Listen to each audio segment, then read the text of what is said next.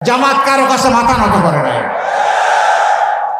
কারো দয়া অনুকম্পা কামনা করে নাই, হাজার কর্মী সহকর্মীকে হারিয়েছে, মাথা নত করে নাই, কোন চোখ রাঙ্গানিকে পরোয়া করে নাই, দেশ ছেড়েও পালায় নাই। যারা এখনই ফেসিবাদের আচরণ করে চলছে জাতির সাথে, তাদেরকে দিয়ে কি ফেসিবাদ মুক্ত বাংলাদেশ গড়া যাবে? হাঁচি কাশি হলেও ওই নেতারা দেশ ছেড়ে অন্য দেশে চলে যায় চিকিৎসার জন্য, দেশের প্রতি কোনো আস্থা নাই, অথচ তারাই একসময় কেউ না কেউ বাংলাদেশ শাসন করেছেন। এক হাতে ফ্যামিলি কার্ড আর আরেক হাতে মায়ের গায়ে হাত। মাদের গায়ে হাত দিবেন, ইনশাল্লাহ আমরা ছেড়ে কথা বলবো না। মা তো আপনারও আছে, আগে আপনার মাকে সম্মান করুন, তাহলে বাংলাদেশের 9 কোটি মাকেও আপনি সম্মান করতে পারবেন।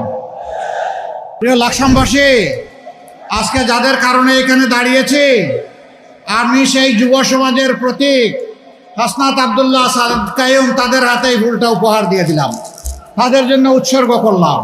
জুলাই যোদ্ধাদেরকে উৎসর্গ করলাম, জুলাই শহীদদেরকে উৎসর্গ করলাম।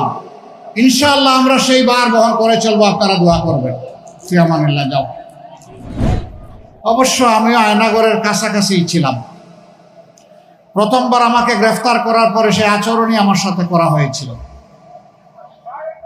11.5 মাস তাদের কবলে থেকে আল্লাহ আমাকে মুক্ত করেছিলেন। পরপর 3 বার এরকম স্বৈর শাসনের হাতে আমি বন্দী হয়েছিলাম। আমার কোনো আফসোস নেই, বন্দী আমি একা হই নাই, আমার লক্ষ সহকর্মীও বন্দী হয়েছিল। কাজে আমি ছিলাম মাত্র তাদের একজন। সেই আয়নাগরের প্রতীকী স্থাপনা যখন দেখলাম, আমি অবাক হয়ে গেলাম যে পাসপোর্ট 6 ইঞ্চির এই মানুষগুলো এখানে পা লম্বা করে তো ঘুমানোর কোনো সুযোগ ছিল না। সোজা একটা কবরের সাইজ, ওখানে পেশাব, ওখানে পায়খানা, ওখানে গোসল, ওখানে থাকা, ওখানে খাওয়া।